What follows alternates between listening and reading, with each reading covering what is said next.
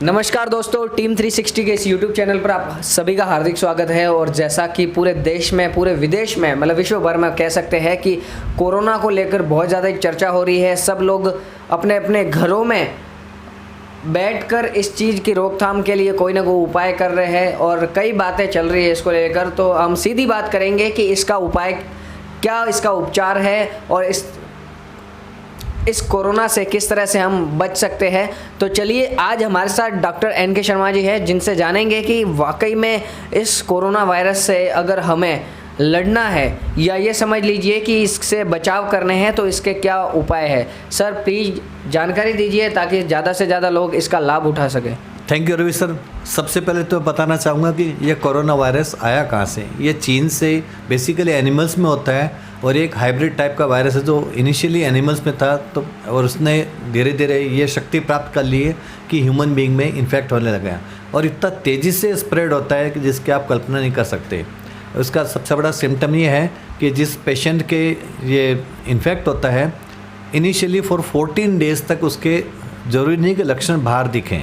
आदमी एकदम नॉर्मल दिखता है, हेल्दी दिखता है, लेकिन अंदर ही अंदर ये वायरस अपना असर करता है। शुरू में ये गले में रहता है और बाद में धीरे धीरे लंग्स में चला जाता है।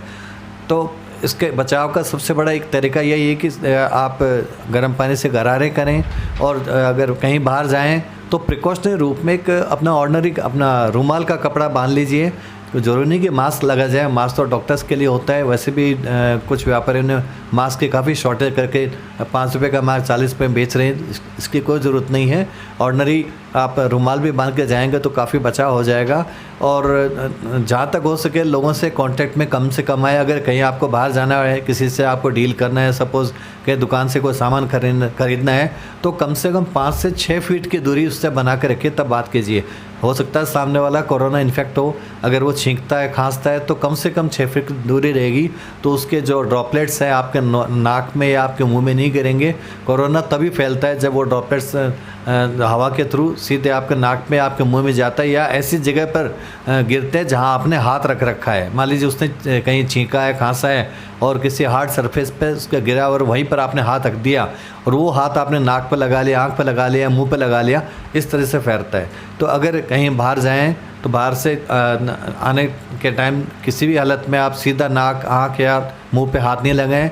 घर में जाकर साबुन से हाथ धो लीजिए। अगर आपके पास सैनिटाइज़र है जिसमें मिनिमम 60% अल्कोहल है तो सबसे अच्छा है। सैनिटाइज़र को हाथ में लगा के उसको तब तक रगड़ते रहे जब तक कि पूरा इवापोरेट नहीं हो जाए। और अगर किसी कारण से मान लीजिए आपको शक है कि भी सामने वाले के कोरोना का इन्फेक्शन है तो आप घर में आके अपने आप को पूरा आइसोलेशन में रख लीजिए 14 डेज़ तक, क्योंकि इसका असर 14 डेज़ के अंदर या तो पता लग जाएगा या ये वायरस अपने आप ख़त्म हो जाएगा। अगर आपके बॉडी का एंटीबॉडी काफ़ी स्ट्रॉन्ग है तो आपको अफेक्ट नहीं करेगा, लेकिन आपको आइसोलेशन में रहना ज़रूरी है जिससे कि घर के बाकी मेंबर्स के साथ में ऐसा नहीं हो। और दूसरा, ये जो विदेश से जो आ रहे हैं इन लोगों से आप बचें। वैसे तो गवर्नमेंट ऑफ इंडिया ने बहुत सारे मेजर्स किए हैं और ये जो वायरस है विदेशों से आ रहा है, जो फॉरेन के फ्लाइट से जो लोग आ रहे हैं उनका 100% चेकिंग हो रही है। अब तक मोर देन 23 लाख पर्सनस का चेकिंग हो चुका है। एक बहुत बड़ा मेजर है। गवर्नमेंट ऑफ इंडिया ने टाइमली इसके ऊपर एक्शन ले लिया। इसके कारण से चाइना जैसी हमारी हालत नहीं हुई, अदरवाइज़ हम भी उसी हालत में पहुँच गए होते। और भी गवर्नमेंट ने स्ट्रिक्ट मेजर्स लिया है। हमारे प्रधानमंत्री नरेंद्र मोदी ने 19 को एक रिक्वेस्ट किया पूरे कंट्री वालों से कि आप 22 मार्च को सवेरे 7 से लेकर रात को 9 बजे तक घर में पूरा एकदम अपने आप को आइसोलेट कीजिए, बाहर नहीं निकलें। उसके पीछे रीज़न ये कि अगर आप 14 आवर्स तक घर में रहेंगे तो जो चेन होती है वायरस के फैलने की, वो चेन टूट जाएगी, वो वायरस अपने आप मर जाएगा। उससे बहुत कुछ हमारा देश सुरक्षित हो जाएगा। और साथ ही उन्होंने रिक्वेस्ट किया है कि जो कोरोना वायरस को ट्रीट करने वाले जो लोग हैं, जैसे डॉक्टर्स हैं, नर्सेज हैं और जो पुलिस है, एडमिनिस्ट्रेशन के लोग हैं या रिक्शा वाले, टेम्पो वाले या बस वाले हैं, इनके एप्रिशिएशन के लिए हम ज़ोर से कोई साउंड करें, कोई अपना ताली बजाएं या थाली बजाएं या घंटी बजाएं जिससे कि मैसेज जाए। और ये घंटी, थाली वगैरह बजाने के पीछे एक साइंटिफिक आधार ये भी है कि उससे जो वाइब्रेशन निकलेगी उससे कोरोना वायरस भी मर जाएगा। इसके पीछे बहुत बड़ा कारण है। और अभी 22 मार्च के बाद में सारी इंटरनेशनल फ़्लाइट्स जो फ़ॉरेन से इंडिया में आ रही है सब बंद कर दी गई हैं। और आप लोगों को शायद इतना आइडिया नहीं है कि अब तक देश में सिर्फ 195 एज ऑन टुडे 20 मार्च का जो WHO का डेटा बता रहा हूँ, सिर्फ 195 केसेज हैं जिनमें कि कोरोना वायरस पाया गया है, जिसमें से 163 भारतीय हैं और बाकी विदेशी लोग हैं। और अगर बाकी वायरस के साथ जो मरने वालों का अगर डेटा आप कलेक्ट करें तो उसमें मरने वालों की संख्या सिर्फ 2% है। चाइना में भी 2 से 2.5% तक के लोग मर पाए थे इससे। तो इससे इतना ज़्यादा पैनिक होने की ज़रूरत नहीं, खाली अगर सावधानी रखी जाए और अपने आप को थोड़ा आइसोलेट कर ले और लगभग अगले आने वाले 15-20 दिनों तक अगर आइसोलेट कर लें तो इससे काफ़ी कुछ बचाव होना संभव है। धन्यवाद। और सर मुझे ये भी सुनने में आ रहा है कि कोरोना वायरस जो है जिस तरह से फैल रहा है तो उसकी कुछ स्टेजेस जो है बढ़ती जा रही है, पहली स्टेज, दूसरी स्टेज। क्या आप मुझे थोड़ा बता पाएंगे कि अभी जो है भारत कौन सी स्टेज पे है, किस स्टेज पे चल रहा है इस वायरस को लेकर, इस संक्रमण को लेकर? थैंक यू रवि सर, ये अच्छा क्वेश्चन किया। नॉर्मली इसकी 3 स्टेज होती है। फर्स्ट स्टेज में एक इंडिविजुअल आदमी दूसरे को इन्फेक्ट करता है।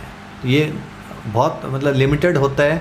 कोई आदमी फॉरेन से आया है, अपने अड़ोस पड़ोस के मतलब अपने घर के 5-6 लोगों को इन्फेक्ट करता है। दूसरी स्टेज में क्या होता है कि जिन लोगों को उसने इन्फेक्ट किया है वो औरों में, वो कम्युनिटी में घूमते हैं और दूसरे लोगों को, अपने अड़ोस पड़ोस वालों को इन्फेक्ट कर देते हैं।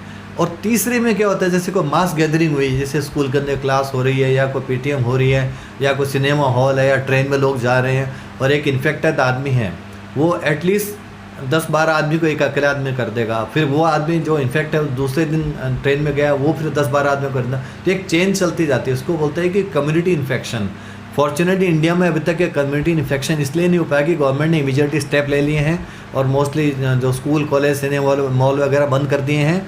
और गवर्नमेंट सीरियसली कंसिडर कर रही है कि ट्रेन्स भी जहाँ पे लोकल ट्रेन वगैरह जहाँ पर ज़्यादा गैदरिंग होती है उसका भी इस्तेमाल कम से कम करने के लोगों को सलाह दे रही है। अगर लोग नहीं मानेंगे तो ट्रेन भी बंद करने का गवर्नमेंट ऑफ महाराष्ट्र का अभी विचार चल रहा है। हो सकता है 2 दिन में लागू भी हो जाए। तो इंडिया भी सेकेंड स्टेज में है, इसमें कोई घबराने की बात नहीं है। मुझे लगता है कि इसको कंट्रोल कर लेंगे। Thank you.